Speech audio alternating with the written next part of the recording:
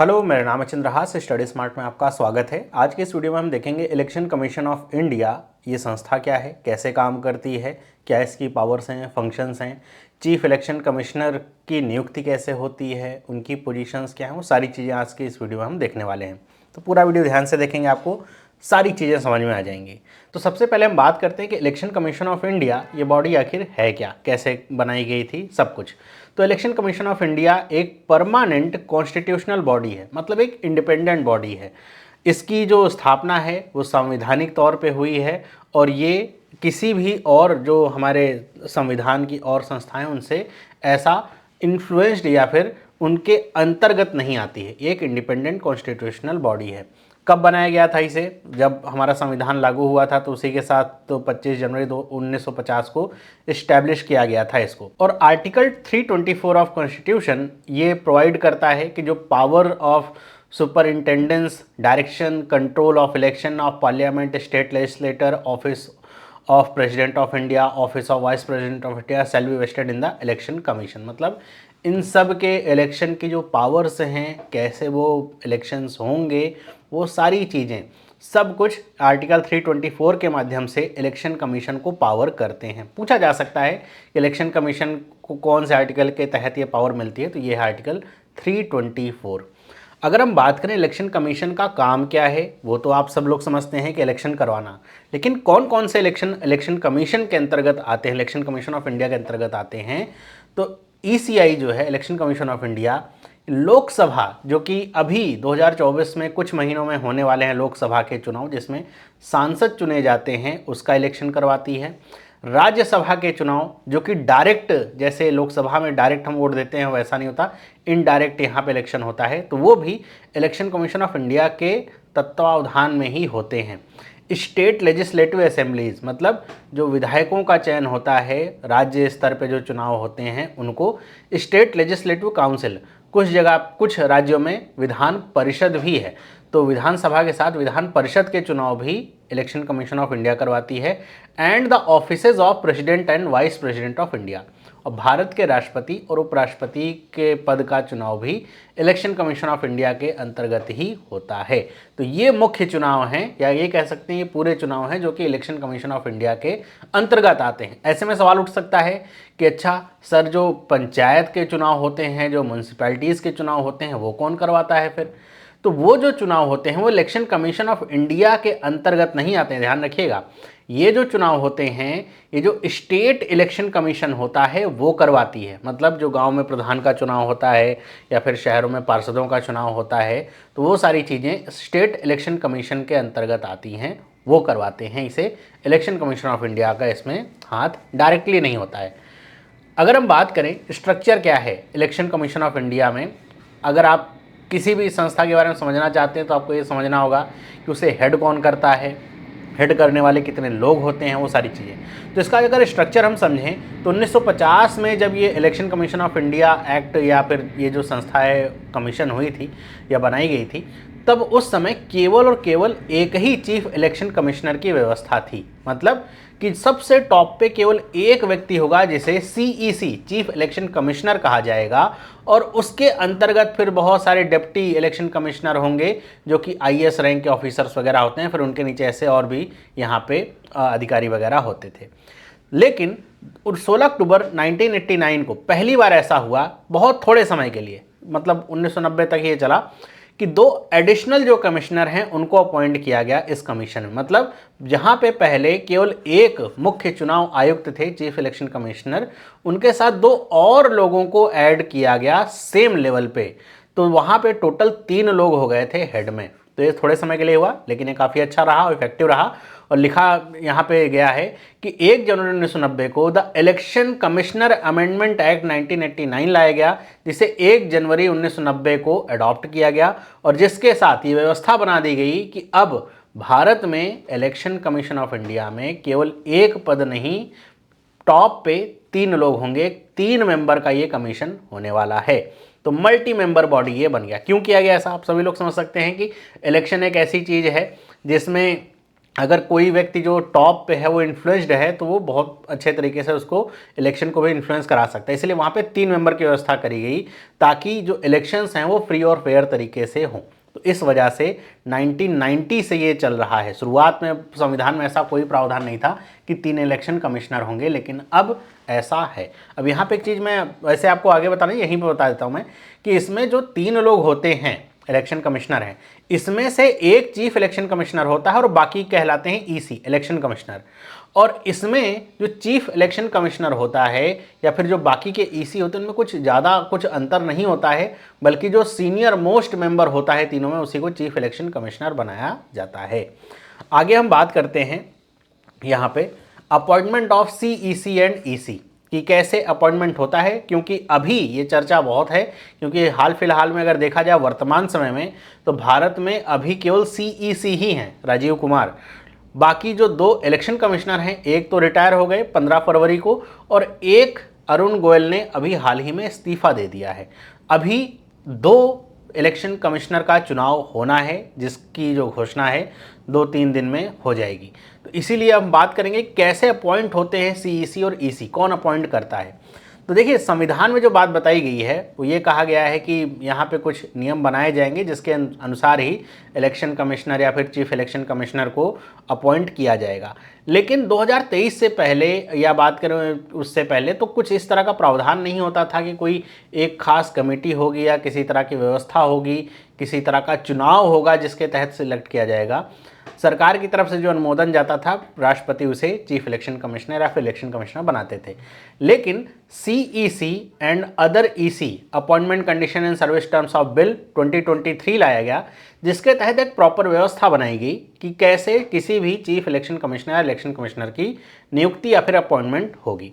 लिखा गया है the CEC and EC will be appointed by the president upon the recommendation of a selection committee, कि एक selection committee बनाई जाएगी। अब इसमें कौन कौन से व्यक्ति होंगे अभी हम आगे बताएंगे। इस सिलेक्शन कमेटी की रिकमेंडेशन पे जो प्रेसिडेंट होगा वो सीईसी या फिर ईसी को अपॉइंट करेंगे। अब इस सिलेक्शन कमेटी में जो व्यक्ति होंगे वो सीईसी या ईसी का चुनाव कैसे करेंगे, एक तो वो सर्वसम्मति से कर सकते हैं यूनानिमसली, या फिर अगर कुछ ऐसा होता है कि मतभेद हो किसी तरह का तो फिर यहाँ पे मेजॉरिटी के आधार पे सिलेक्शन होगा। मतलब मान लीजिए 2 व्यक्ति किसी को चाह रहे हैं, एक किसी को चाह रहा है, तो 2-1 से जिस व्यक्ति को चाहा जाएगा वो बनेगा। ओके, लिखा गया था CEC and EC shall be appointed from the persons who are holding और have a post equivalent to the rank of secretary of government of India. मतलब कि जो सीईसी या ईसी अपॉइंट किए जाएंगे वो कौन होने चाहिए, तो लिखा हुआ है कि उनकी जो पोस्ट है वो सेक्रेटरी ऑफ इंडिया के रैंक की होनी चाहिए कम से कम, तभी वो एलिजिबल होंगे सीईसी या ईसी बनाए जाने के। इससे नीचे कोई है तो वो नहीं बनाया जाएगा। आगे अगर हम बात करें, यहाँ पे बताया जा रहा है कि the CEC and EC shall be appointed by the president on the recommendation of this selection committee consisting, कौन होगा सिलेक्शन कमेटी में, पहली बात तो प्रधानमंत्री भारत के जो भी हैं, leader of opposition in the Lok Sabha में जो भी लीडर ऑफ अपोजिशन है, और union cabinet minister to be nominated by the prime minister, और एक कोई केंद्रीय मंत्री यूनिट कैबिनेट मिनिस्टर जिसको प्रधानमंत्री नॉमिनेट करेंगे। तो ये 3 लोगों का पैनल होगा जो कि सीईसी या ईसी को चुनेगा। अब इसमें मैंने आपको पहले ही बता दिया, या तो ये निर्णय सर्वसम्मति से होगा या फिर 2-1 के फैसले से होगा।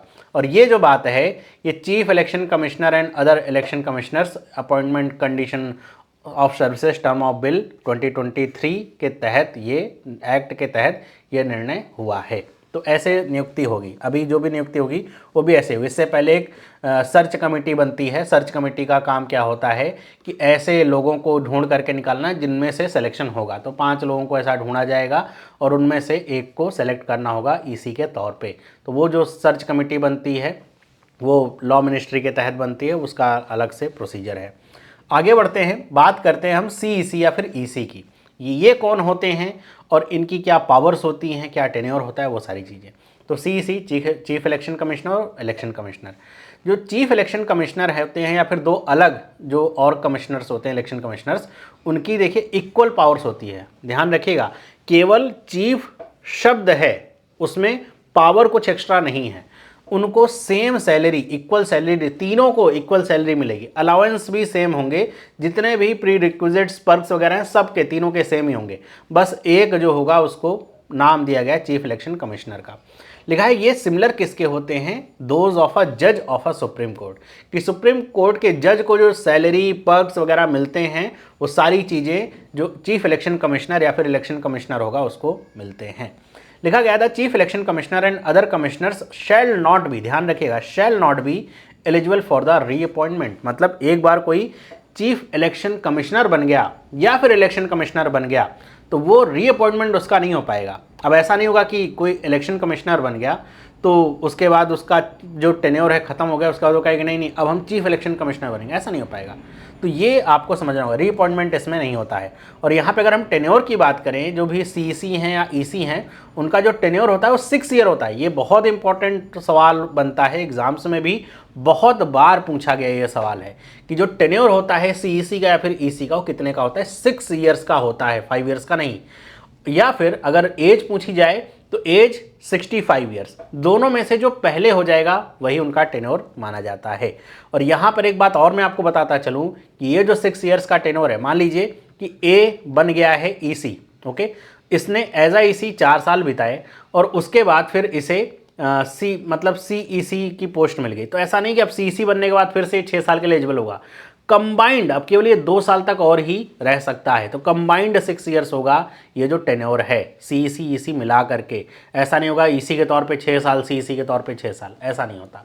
तो ये आपको समझना होगा, बहुत इंपॉर्टेंट चीज़ें यहाँ से पूछी जाती हैं। फिर अगर हम यहाँ पे बात करें फंक्शंस की या फिर पावर्स की, अच्छा एक चीज़ और आपको यहाँ पे बताता चलूँ मैं कि यहाँ पे जो और मेंबर्स होते हैं उनका जो टेन्योर है वो संविधान में ऐसा नहीं लिखा गया है कि उनका टेन्योर क्या होने वाला है। मतलब उनके नीचे जो आएंगे तो वो जब तक गवर्नमेंट चाहेगी उनका टेन्योर उसी के अनुसार वो चलता है। अगर हम फंक्शंस एंड पावर्स की बात करें इलेक्शन कमीशन ऑफ इंडिया की, क्या क्या पावर्स हैं या फंक्शंस क्या है। पहला फंक्शन तो इसका ये है फ्री एंड फेयर इलेक्शंस करवाना, कि इलेक्शंस देश भर में या जितने इलेक्शंस इसके अंतर्गत होते हैं वो सारे फ्री हों, फेयर हों, किसी को किसी तरह का एडवांटेज ना मिल पाए इलेक्शन कमिश्नर की तरफ से या किसी बाहर के व्यक्ति की तरफ से, तो वो सुनिश्चित करना इलेक्शन कमीशन ऑफ इंडिया का ही काम होता है। जो भी इलेक्टोरल प्रोसेस होता है उसको सुपरवाइज करना, मतलब जैसे वोटर आईडी रजिस्ट्रेशन कराना, जो इलेक्टोरल रोल है उसको बनाना, उसमें छटनी करना, वो सारी चीज़ें इसके फंक्शंस में आते हैं।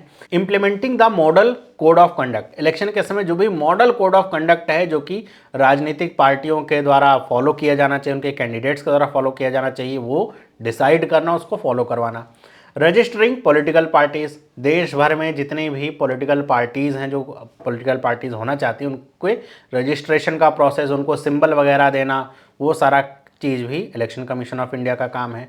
मॉनिटरिंग इलेक्शन एक्सपेंसेस, हर एक इलेक्शन का एक एक्सपेंस डिसाइड किया जाता है कि इस इलेक्शन में से ज़्यादा रुपए कोई भी कैंडिडेट खर्च नहीं कर सकता है, तो उसको भी मॉनिटर करना काम है। रिजॉल्विंग द इलेक्शन डिस्प्यूट, ये जिसको कहा जाता है कि ये वो फंक्शन है इलेक्शन कमीशन का जिसको कहा जाता है ये क्वासी जुडिशियल है। मतलब यहाँ पर इलेक्शन कमीशन एक जज के तौर पे काम करता है इसमें। और इसी से कई बार सवाल भी पूछे जाते हैं कि अगर मान लीजिए कोई प्रधानमंत्री का या राष्ट्रपति का मान लीजिए चुनाव हो रहा है, उपराष्ट्रपति का चुनाव हो रहा है, ऐसे में अगर कोई डिस्प्यूट होता है तो उसे कौन सॉल्व करेगा, तो वो इलेक्शन कमीशन का काम होगा उसको सॉल्व करना। तो रिजॉल्विंग इलेक्शन डिस्प्यूट भी इसका काम है। कंडक्टिंग वोटर एजुकेशन प्रोग्राम, आप जानते होंगे कि वोटर एजुकेशन है, वोटर अवेयरनेस प्रोग्राम जैसे आजकल जो चल रहे हैं कि वोट देना है, कितना महत्वपूर्ण है आपका वोट, वो सब भी इलेक्शन कमीशन का फंक्शन है। Ensuring the security of election, कि इलेक्शन में हर तरह की सिक्योरिटी रहे और सब लोग बिना किसी भय के पक्षपात के वोट कर सकें, इलेक्शन कमीशन का काम है। और इलेक्शन कमीशन के कुछ एडवाइजरी फंक्शंस भी होते हैं।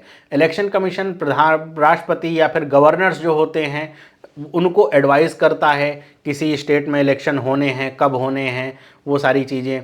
ये हाई कोर्ट्स और सुप्रीम कोर्ट्स को भी एडवाइस करता है किसी तरह के ऐसे मसले में जहाँ पे इनकी ज़रूरत हो। तो ऐसे एडवाइजरी फंक्शन भी इलेक्शन कमीशन ऑफ इंडिया के होते हैं। तो ये है इलेक्शन कमीशन ऑफ इंडिया जिसके बारे में मैंने आपको डिटेल से बताया है। अब मैं आपसे एक सवाल पूछता हूँ इसी इलेक्शन कमीशन को लेकर के कि भारत के पहले चीफ इलेक्शन कमिश्नर कौन थे। अगर आपको जवाब पता है तो मुझे कमेंट करके बताइएगा कौन थे।